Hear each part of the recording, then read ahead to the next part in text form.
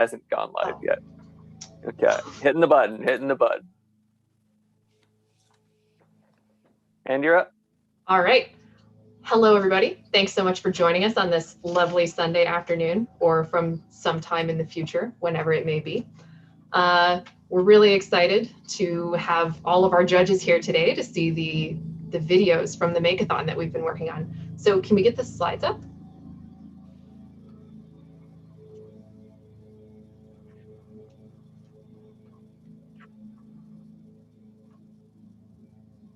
Well, anyway, even without the slides, of course, we want to start off by acknowledging that we're on the traditional land of many nations, including the Mississaugas of the Credit, the Anishinaabe, the Chippewa, even without the slides, the Haudenosaunee, and the Wendat peoples. Of course, we want to start off by acknowledging that we're on the traditional First Nations, Inuit, and Métis peoples from across Turtle Island, and we are grateful to have the opportunity to gather and work on this land. We also acknowledge that Toronto is home to many immigrants and many people who are their descendants or the children of people who were forcefully removed from their homes. Many people today suffer the generational trauma resulting from the legacy of colonialism, and we acknowledge that we live and work on the lands of Toronto as neighbors. Next slide, please. First off, we're going to talk about who's here. Then we're going to talk about why we're here. The big hint is that, of course, it is for the live judge reactions, which will be the next part of our program. And then we'll talk a little bit about what to expect next in terms of the timeline of this Make-a-Thon. Next slide, please. So my name is Valkyrie Savage. I'm a member of Cycle Toronto's board, and my co-organizer here is going to introduce himself. Hey everyone, I'm Evan Savage. As a day job, I do sort of technical lead work for Code for Canada, but I'm here today to help out with the Make-a-Thon. And we are also going to, of course, have our judges with us today. That's the whole point of this. And we're going to have them introduce themselves in a bit. But we just wanted to get to a bit of sort of front matter first. Can we go to the next slide? As those of you who attended the kickoff will know, the whole point of this is the Cycle Toronto Hearts Bikes Make-a-Thon. This has been a 2-week event where a bunch of different teams got together, brainstormed ideas, and came up with prototypes or idea proposals or data stories to support the theme of working bikes. How can we get bikes to do more for everyone, for work and for play? As part of that, the teams had 2 weeks since April 3rd to submit sort of a short video demonstrating a working prototype, an actual idea proposal, or a polished data story. That happened yesterday. We have those videos now with us today, and you're going to be watching our judges react to them live. So we can go to the next slide. Yeah, we're here on the call today to watch our excellent panel of judges who are with us today watch these videos for the very first time and react to them. If you want to pass on the link to anyone, you can use that link or just pass it on. The full judging is going to take place after this. This is just the reaction to the videos themselves. There are additional materials that teams have submitted with them. But the judges are going to be looking for 5 different things in these. There's the theme, of course. Does it address the theme of working bikes? Does it help more people do more things with bikes? There's execution. Is it a complete idea? Can we see that the prototype works? Can we see that the idea is actionable? Can we see that the data that's being communicated is all there and communicates the full story? Is it creative? Does it show unique insight? Does it show something that we maybe never would have considered before? Is it validated? Did the prototype, idea, or data story get run by other people? Was it tested with people? Were there improvements that were made? And finally, is there documentation? Can we understand what was done and how that team got there? And then, of course, on the next slide, please. Of course, after the judges do their important work, we're going to be handing out prizes. So we'd like to thank Velotique, Sweet Pete's, Karma Co-op, and Curbside Cycle for donating those prizes. So we have a mixture of gift cards. We have a very cool bike saddle. We've got some beautiful jerseys, and then we've got some lights and reflectors as well that we're going to be handing out to teams. There's going to be 1 prize for the winner, and then there's going to be 3 prizes for the next 3 runners-up teams. Next slide, please. Also, this event is being presented by Cycle Toronto, which we would like to remind you is now a registered charitable organization to support our work, including the Make-a-Thon and other things that we do. You can check out the link in the description of this video. Next slide. So we have with us today all of these wonderful people, and we're going to go through one at a time, give them a chance to introduce themselves and tell us a little bit about what they would like to see out of these projects. So let's start with you, Marissa. Oh, great. Okay. Hi, everyone. I'm Marissa Bernstein. I'm a program manager at Code for Canada. I'm really excited to be here today and to see proposals that address some of my fears about cycling. So I'm probably the only one here who has never actually cycled in Toronto, let alone any city. I've only done it on vacations and sort of like really beautiful landscapes where I felt really safe. And so I've considered it many times here. But for, then I hear the stories about the cars and just like the lack of bike lanes and I kind of get really, scared about that. So yeah, really looking forward to seeing the presentations and how they address safety and security and all of those issues. Great. Thanks again for having me. Oh, absolutely. And now on to you, Michael Black. Hi, I have been serving for a long time with Cycle Toronto on its advocacy committee and at Cycle Toronto Midtown as a work captain.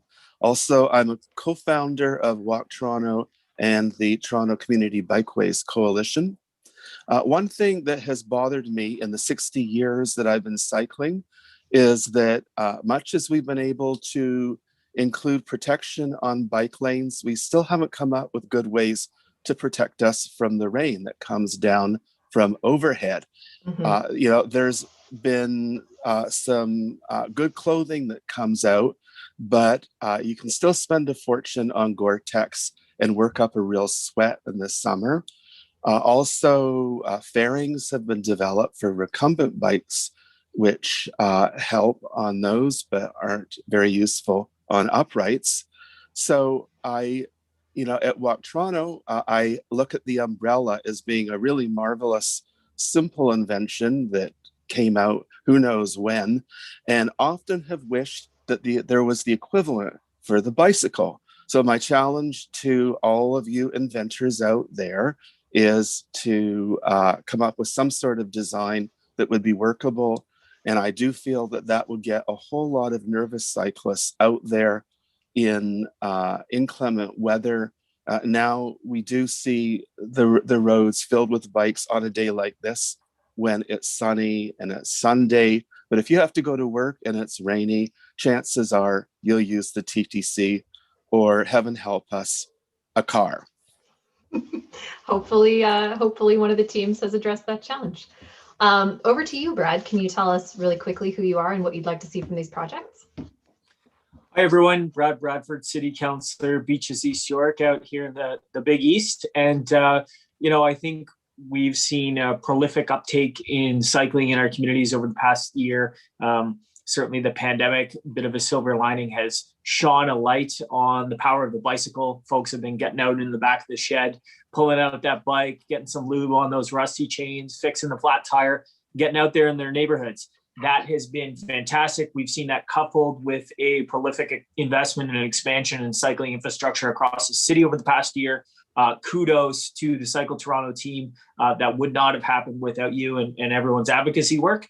The question or the challenge is now, how do we go from the bike blip and make sure it's the bike boom? Sustainable practices create a culture of habitual commuting, habitual trips in our neighborhoods. And I'm really looking for the teams today to bring some innovation to that front.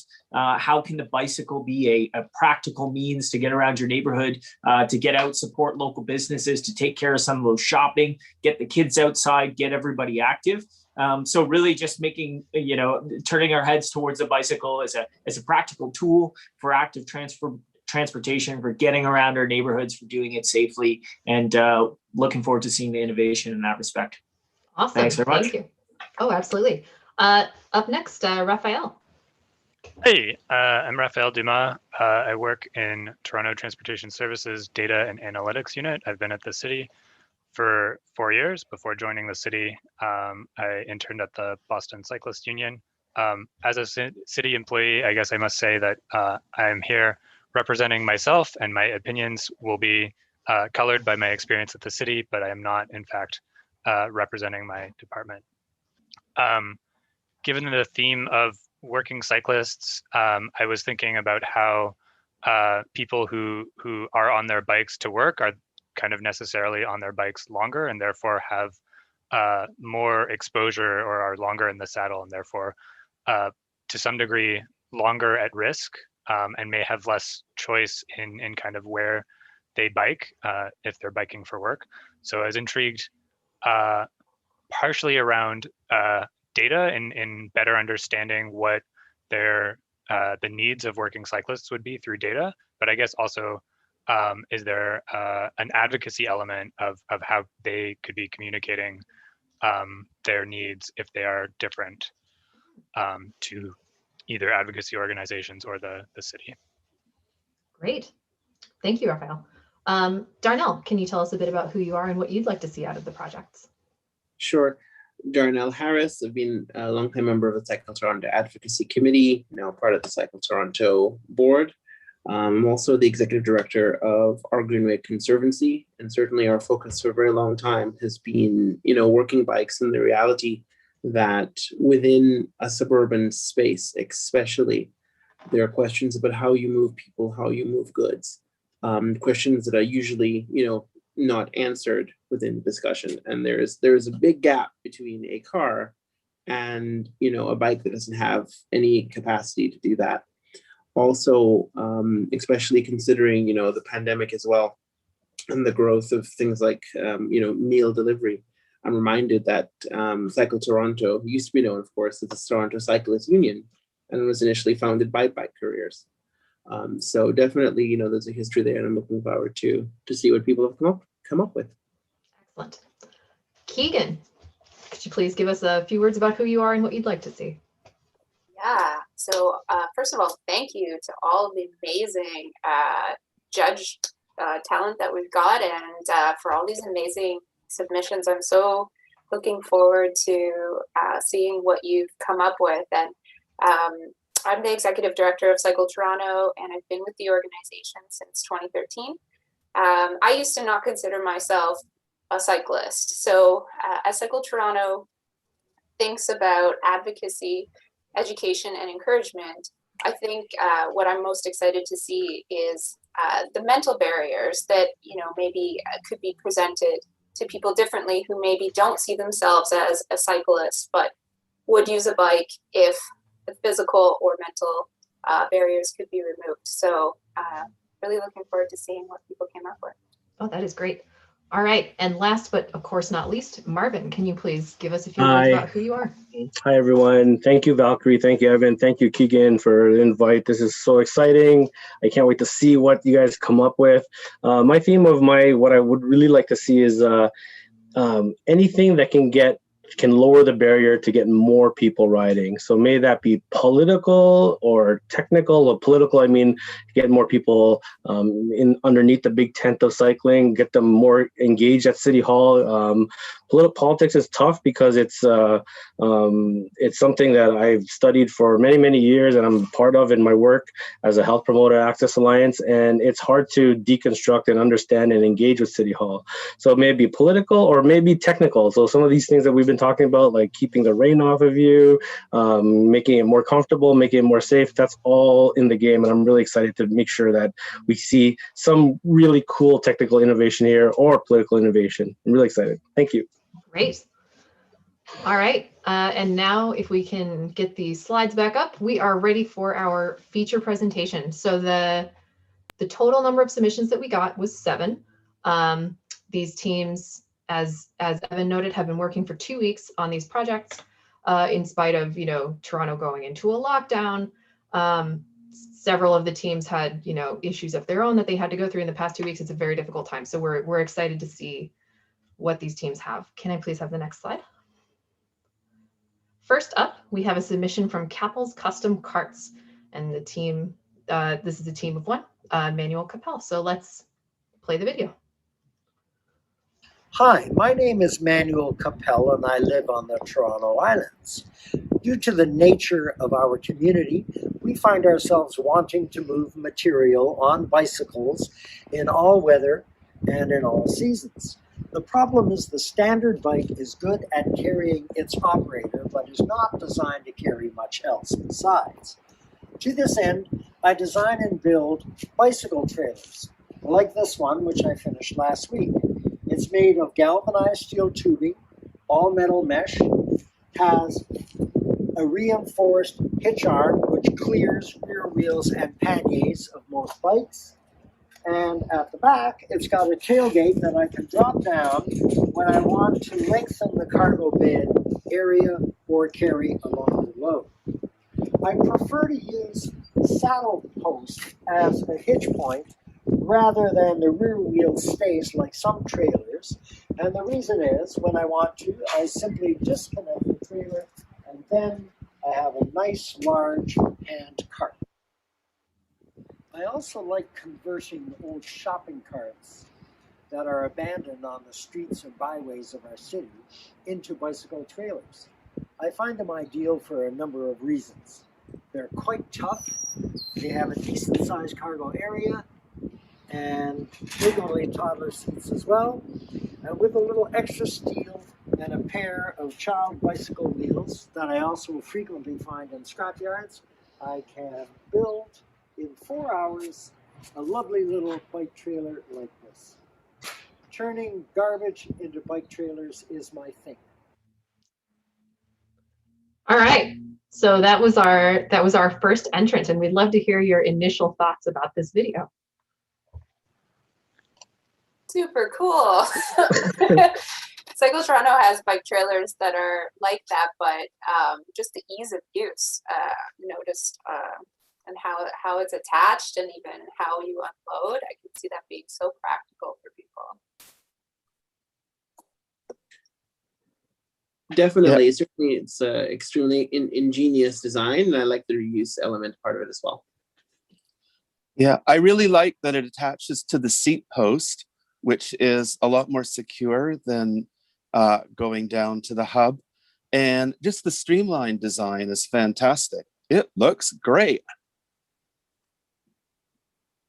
Yeah, the post attachment is key. Then you're not worried about axle standards and, put too much torque down there as well. I think that makes a lot of sense. Not sure about the child carrier component there, but, I think it's a good idea and very innovative design, nice reuse of materials, and definitely those are practical for folks.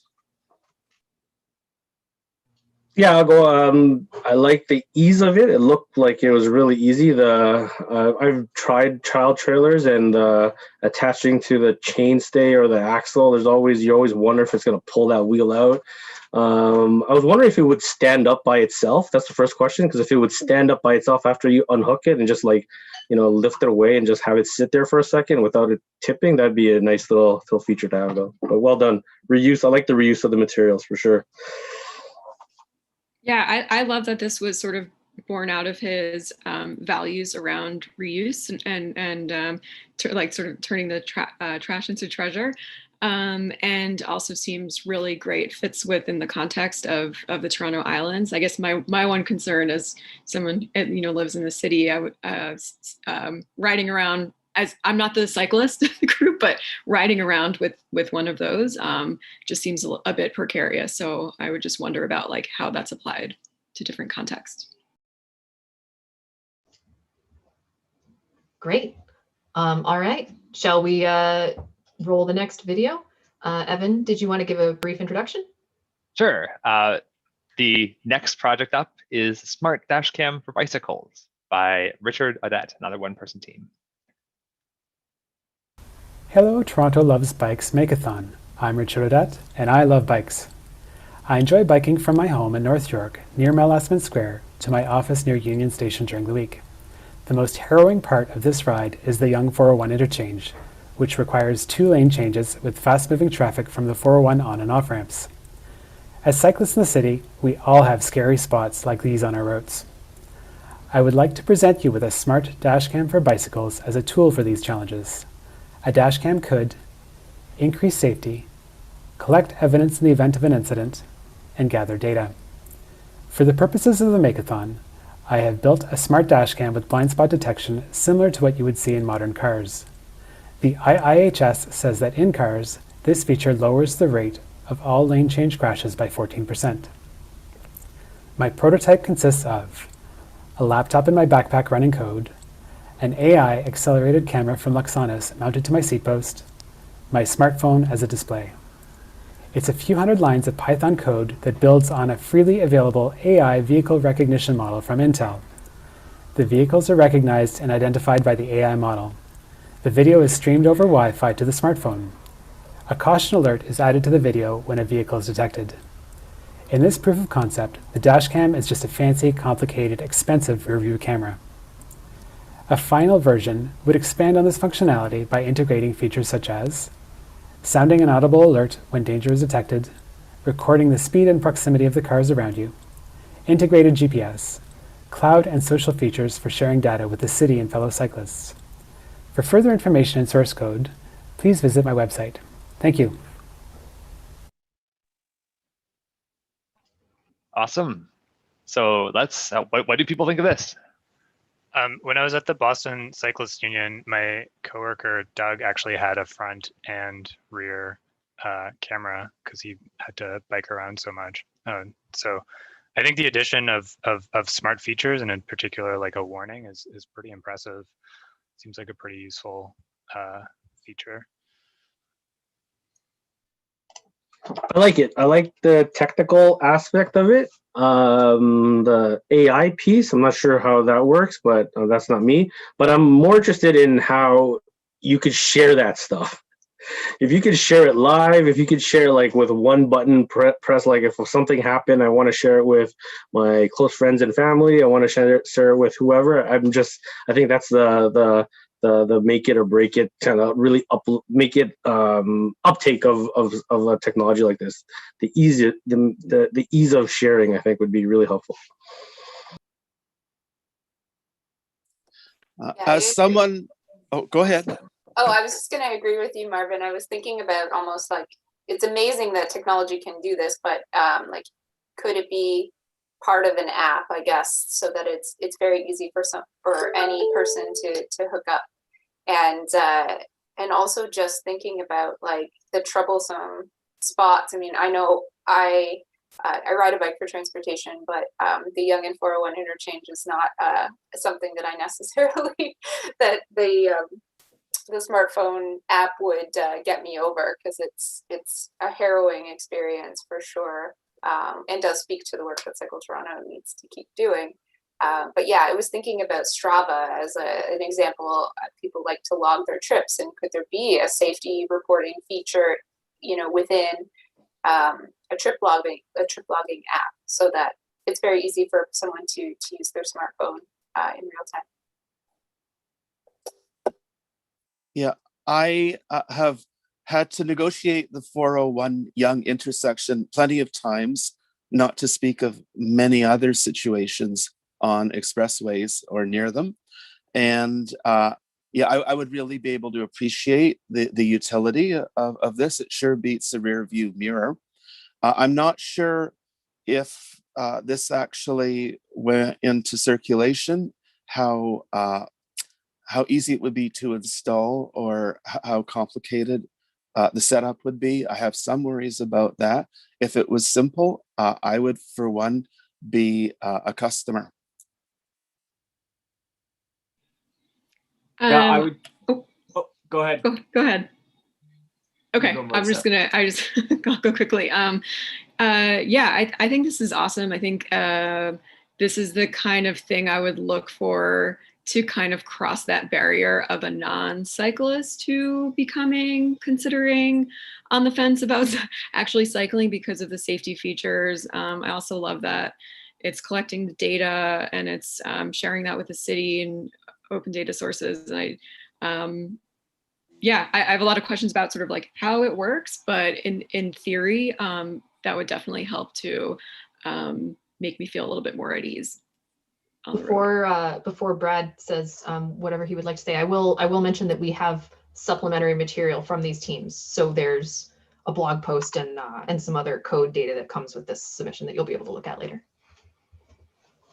Yeah, thanks. And I would agree with Marissa. I think the most exciting part about this is how it could increase folks' comfort or perceived safety, confidence getting out there on the road.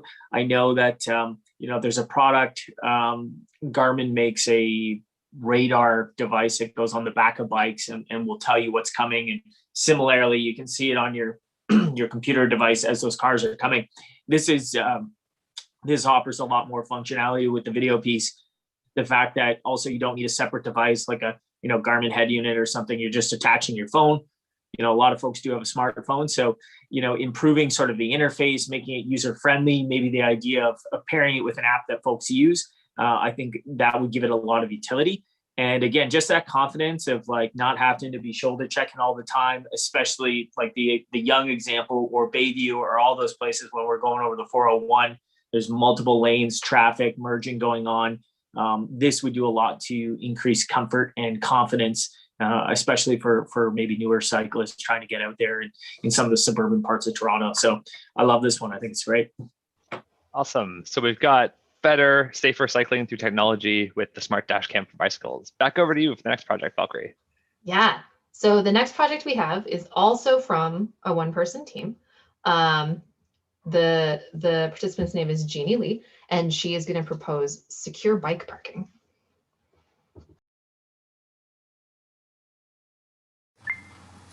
Hello, my name is Jeannie Lee, and this is my submission to Cycle Toronto's Make-a-Thon. My idea is a program to make bike lockers available to residents who need them. This is a weatherproof, likely metal locker that stores and secures one bicycle. So why is this a good idea? Many people do not have the luxury of having a garage, a garden shed, basement, hallway, or porch to securely park their bikes. During my walks this winter, I also noticed many bikes left outdoors covered in snow and rusting away. The Toronto Star reported recently a spiraling increase in the theft of bikes from condo and apartment building, underground garages, and bike rooms.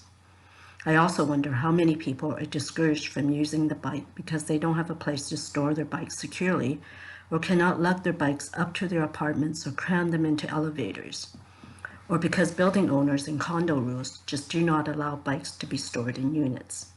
Making a supply of affordable bike lockers available to tenants, homeowners, and building owners and condos would encourage and support people to make bikes their means of transportation. So how can this be done? Well, a few years ago, the TTC had purchased and installed bike lockers at some subway stations. We can approach the TTC and Metrolinx to procure bike lockers in mass and make through available funding programs and make them affordable for people to purchase.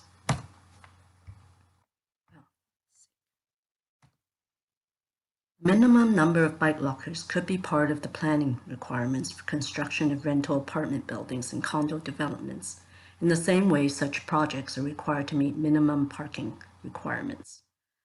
Bike lockers could then be installed outside, on apartment property, or in underground garages or storage areas.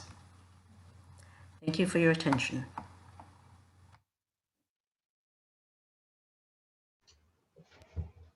All right, thoughts?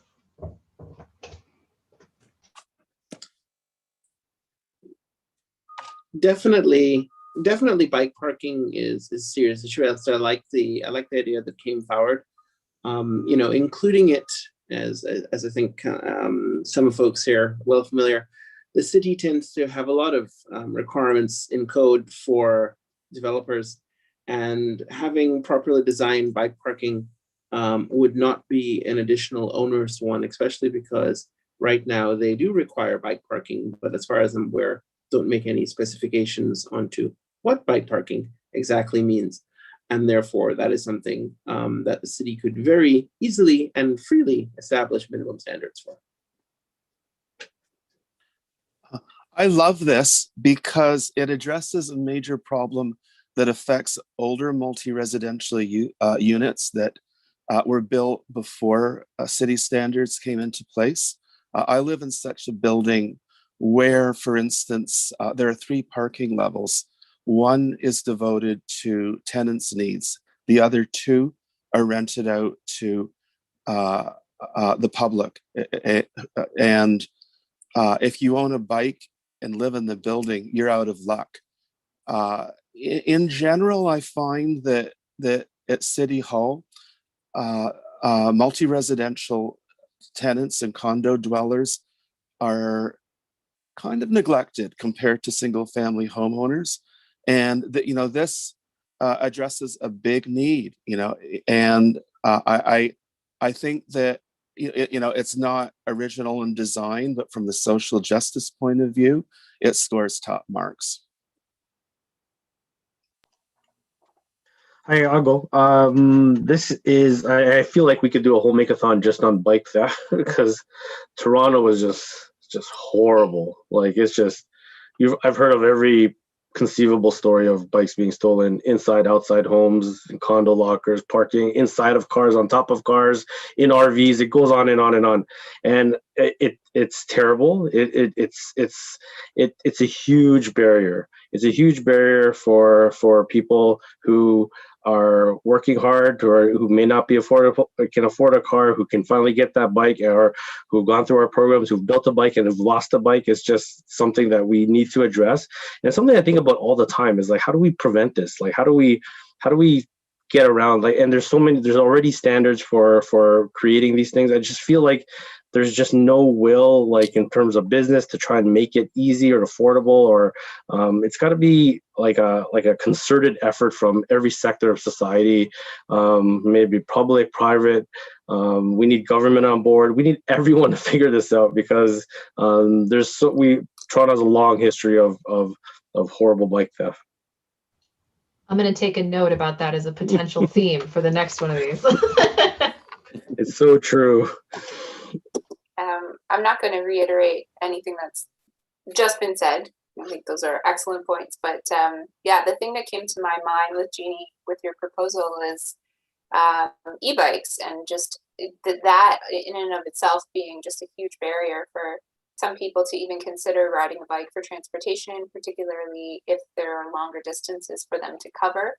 And frankly, like, not everybody feels physically fit enough to bike up, especially one big hill in Toronto, but certainly there are large distances to cover. And I think that secure storage at destinations is probably the number one barrier for folks who want to have an e-bike. So I really like the proposal in thinking about, the vast majority of people who are not buying single family homes these days and really need a space that's secure for their bike or potentially e-bike. Yeah, I would say, like, this would be a huge consideration for me. I live in a condo, and yeah, where there's no dedicated bike parking. So where would I even put it? So I'm also curious to know, just like in general, what other cities do around this issue, specifically more bike friendly. I'm thinking of Copenhagen, like those kinds of cities that where they have just like mass amounts of people cycling around, and probably have found some pretty smart ways to deal with this. And I'm just wondering from a design perspective and functionality, sort of how that works and what the precedents are. Great. All right, handing back over. I could just jump in here. In the Netherlands, they have developed what would be like oversized lockers, or really like mini sheds that are designed specifically for multiple bikes, not just a single bike. And apparently they're quite secure. Interesting. All right, shall we move on to the next one? Evan, would you like to introduce it? Yeah, let's do it. The next one up will be Consumable Data by Ingrid Boudet.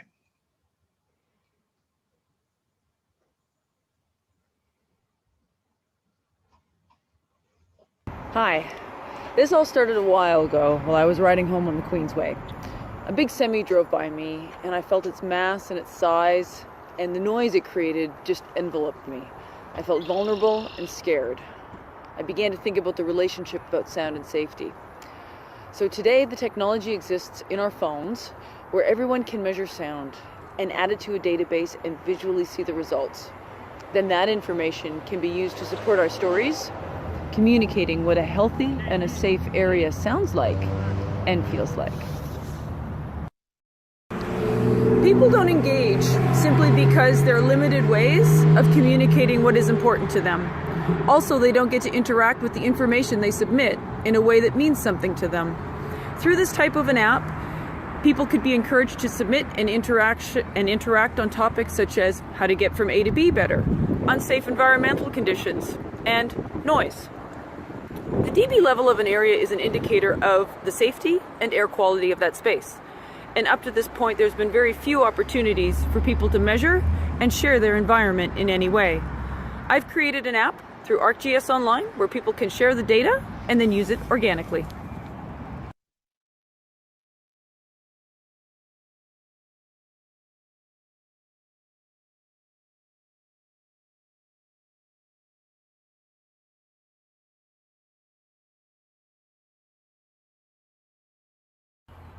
This type of app has many uses and makes it easy for people to access, analyze, and share the information. We're in a unique time where there's opportunity for change in our cities. How we move through a city has never undergone as much change as in this last year. And additionally, there's federal funding available through the Healthy Communities Initiative. This could be a great proposal. Finally, by getting feedback from the public and giving them consumable data in return, this could be a global chorus for change. Thank you. And we do have her slides and links for you to play with later. Awesome. Yeah, thoughts, anyone? I found this one so interesting, Ingrid, bringing up the noise factor. I spent a lot of time on Active TO Lakeshore West last summer with my family, and I was thinking a lot about the potential to make Lakeshore a nicer environment for everyone. You know, certainly Cycle Toronto talks about road redesign as helping all users, but sound is one of those qualities that is sometimes harder to quantify in terms of your overall public realm experience. So I really liked how you honed in on that and the difference it makes being by a quiet waterfront versus a very noisy traffic waterfront. And other places, of course, in the city. Yeah, no, from the perspective of being up on Finch or somewhere, within our industrial BIAs, definitely, the reality is when you're there, you hear it's loud. It's extremely loud. There are oil tankers, there are tractor trailers behind you in certain places, and you're never quite sure where they are except close, because you have these shadows looming over you as well. And so being able to bring home those elements and speak to safety as more than just barriers, not that there are any, of course, but more than just barriers, because it's a question of being able to feel safe and feel comfortable. Would you want seniors there? Would you want kids there? And be able to bring that home and the importance of that. I definitely love this project for that reason.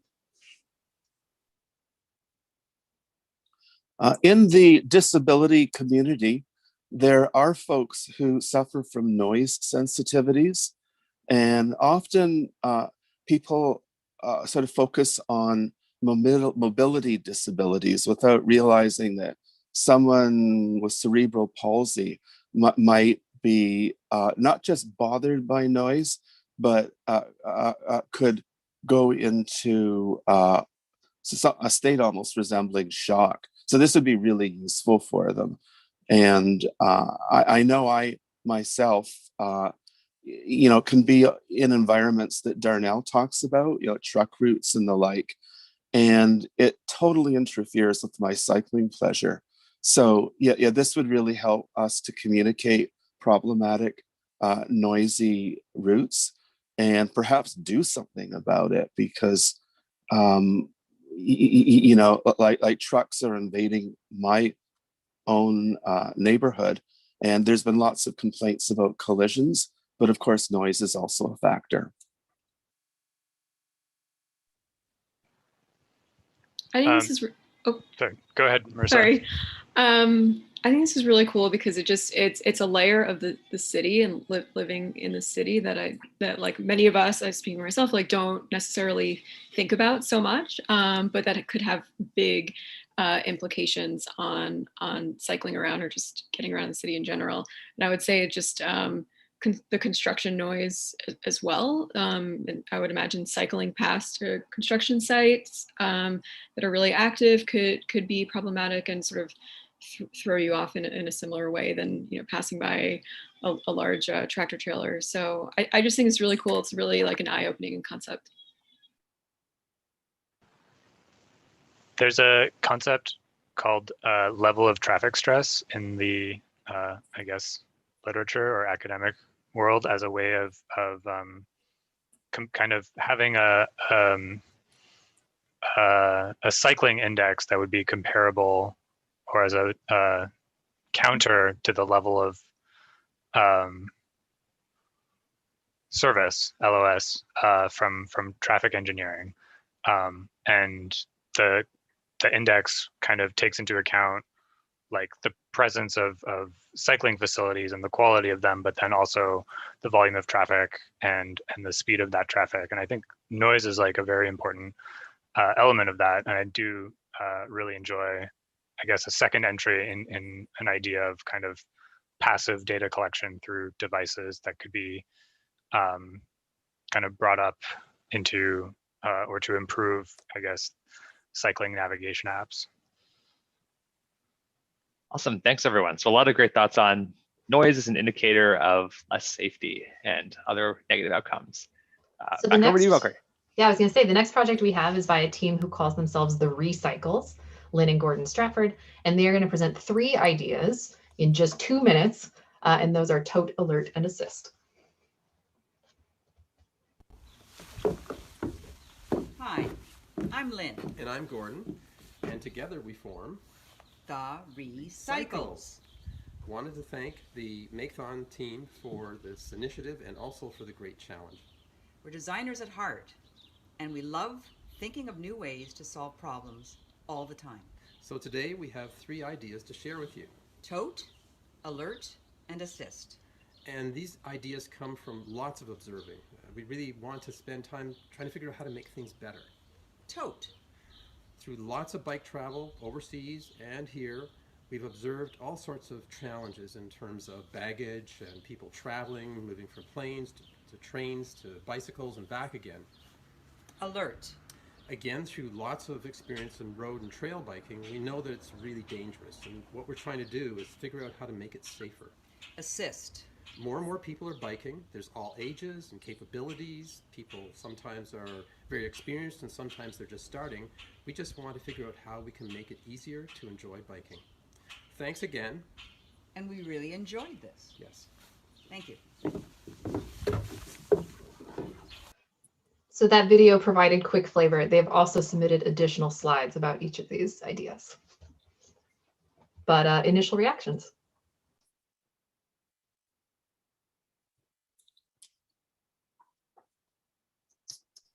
Well, we didn't have much to go on.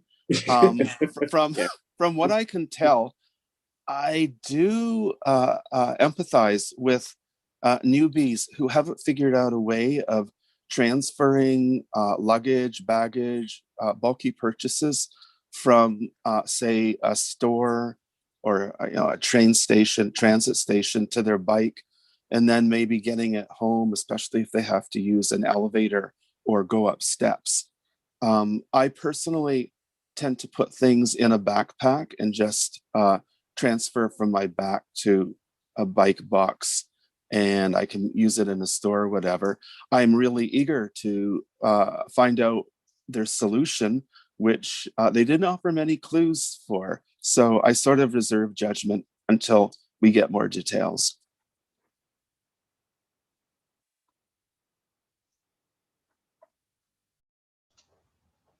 Other thoughts? I would agree with Michael that all the ideas that around the themes sound really interesting. And I look forward to sort of digging into the proposals afterwards. But just in general, as the non-cyclist of the group, like these are 3 huge considerations. And so really curious to see what they've come up with. Great. Well, we will get to the slides in the sequestered judging time. So back over to Evan. Awesome, thanks, Valkyrie. I believe this is our 6th project now, is the Cycling Divide by Nathursson Lamulan.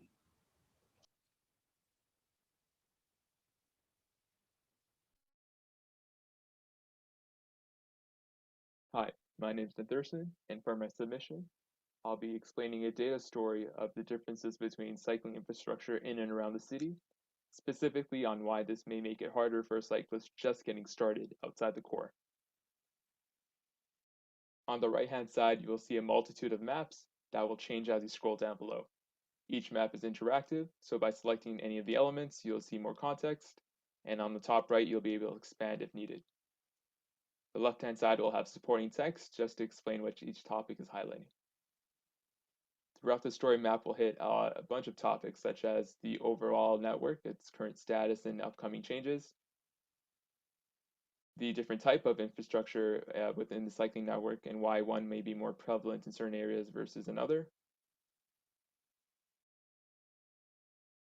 safety concerns such as overlaying the Toronto Police bike collisions data with as well as their tweeted locations of less severe crashes, as well as a community focused map showing the differences in the distance of community hubs to available cycling infrastructure, as well as the differences specifically within NIAs highlighted in gray. Finally, a resource for new cyclists. One of the barriers I faced was dealing with the physical challenges of dealing with elevation changes.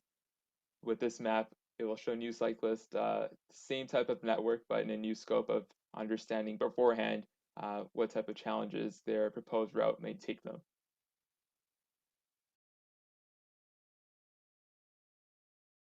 Throughout this data story, I hope you learned something new. I hope you're able to confirm knowledge, and overall hope it's a knowledge base for anyone looking into getting into cycling. Thank you. Awesome. So a data-driven look at challenges to cycling around the city. Thoughts?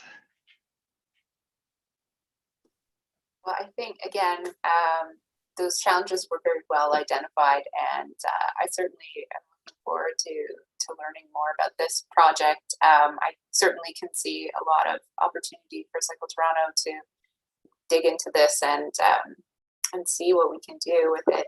I would say that it does very well identify precisely why there is so much cycling infrastructure inside the core, that it has been an enormous challenge that has taken decades to build, and thanks to councillor champions like Councillor Bradford, we're starting to see things really come up along, Bloor Danforth, but it's really taken a long time for us even to build support there. And I think as we continue to work outside the core, we're really going to have to see how the public support and the political support plays into what we're able to build, because that really, it can be challenging when you're trying to measure how many people would bike based on the lack of infrastructure, which can include bike shops as well, and other other things that people don't think of beyond what typical infrastructure means. So yeah, I'm certainly interested in learning more about what's proposed here.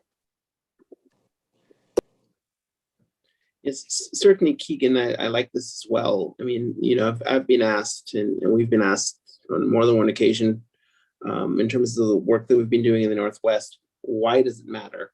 Why is it necessary? What's the point?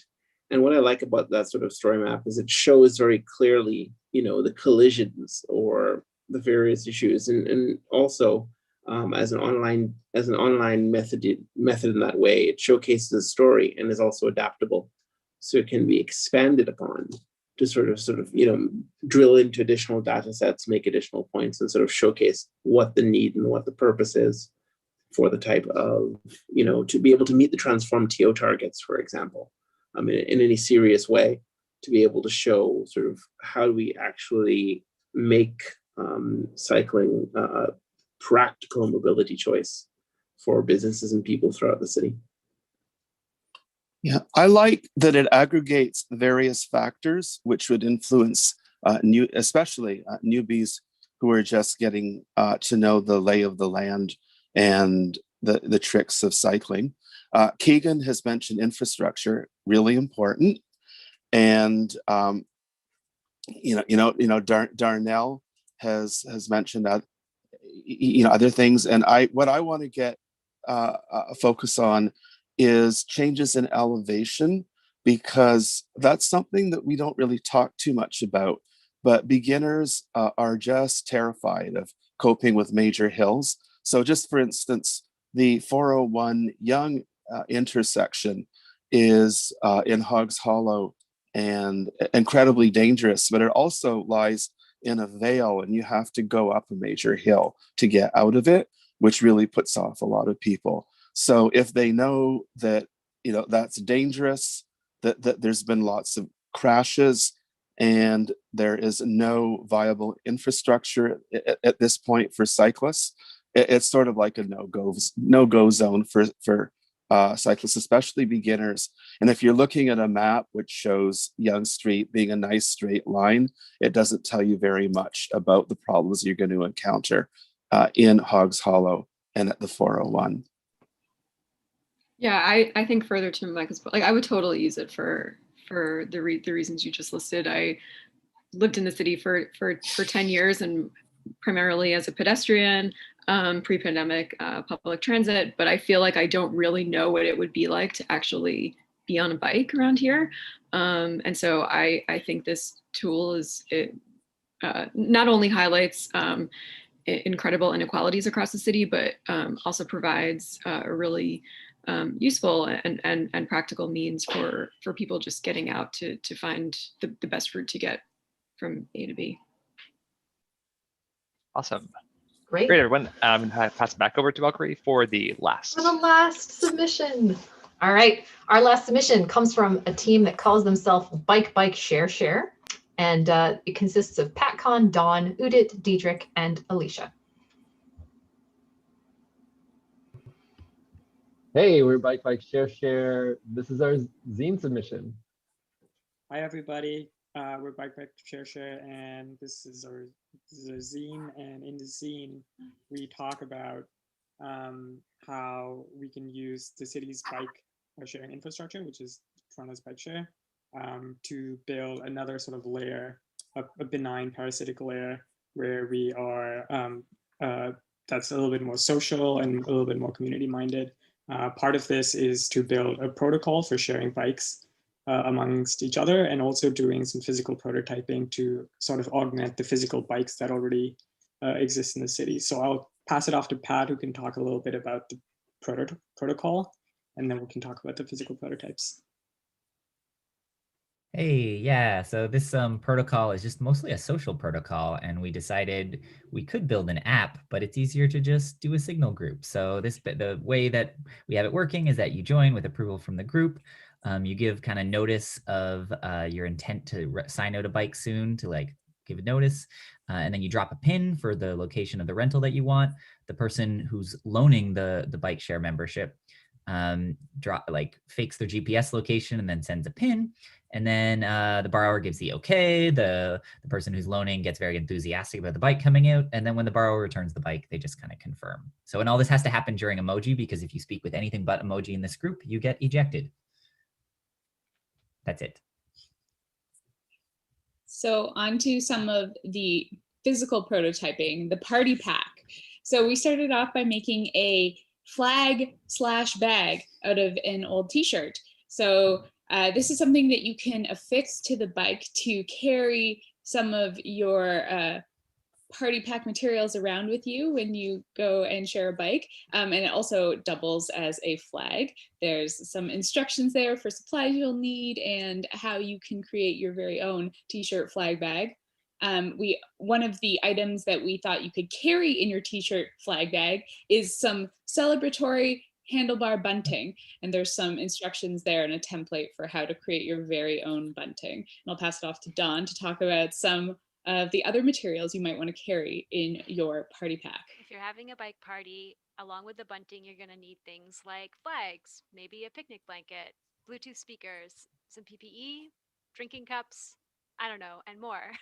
We just started brainstorming there, but we're excited to explore what future things we could add into the party pack, and also what future form our bike revolution could look like.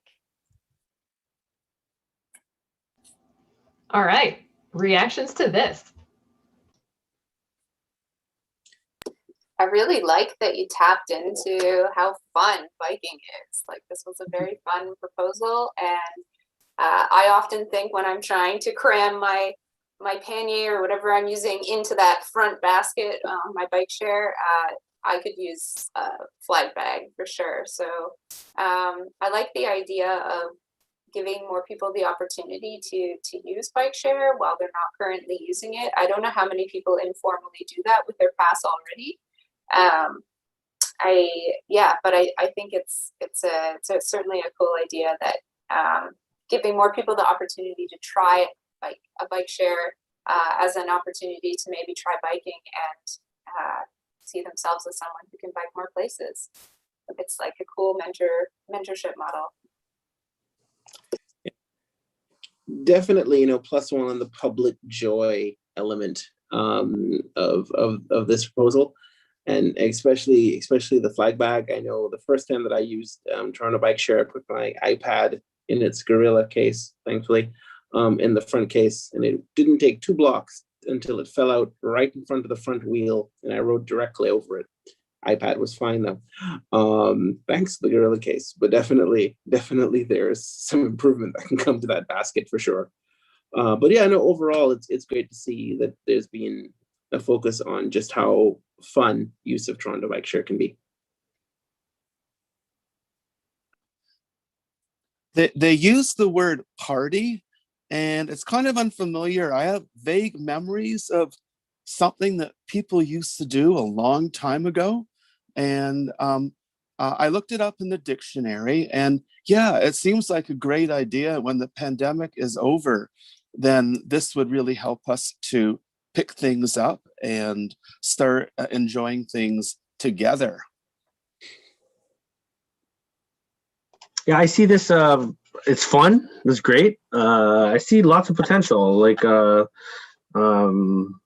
sponsorship potential for like the bags, or a whole black market economy of making new bags or trading bags. It could be like a Pokemon kind of thing. You trade it away and give it away, or you make it as you need it, or you find them through the city. If you don't need, like, they could be grocery shopping. Retailers could give away the bag. The trailer at the end, that could be another insight somehow, if someone has a trailer to get things around. So a lot of possibilities here. Really happy with that. Wonderful. Well, since I know that we're just a bit past an hour, I think we're going to wrap on that comment. Of course, we'd like to thank our sponsors again. If we could get the perfect. We'd like to thank our sponsors again. We're very excited to award several of these teams prizes from Velotique, Sweet Pete's, Karma, and Curbside. And after this stream concludes in just a minute here, the next thing that's going to happen is tonight at 8 o'clock, we're going to notify the winners that they have won. And then tomorrow we're going to post a video from the judges where they announce the results, and the teams are going to get more detailed notes and feedback on their proposals from the secret judge meeting. Soon we are going to send out prizes. We're not 100% sure when that's going to happen because a lot of things changed this weekend, but we will get to there as soon as we possibly can. Next slide. Also, of course, Cycle Toronto is still awesome, even here at the end of the stream. So we wanted to remind you all again that there's a donation link in the description. And thank you all so much for your time and attention. We're really excited to get some time with the judges and hear a little bit more about what they think. Thanks so much to Cycle Toronto for putting this on. And everybody enjoy your Sunday.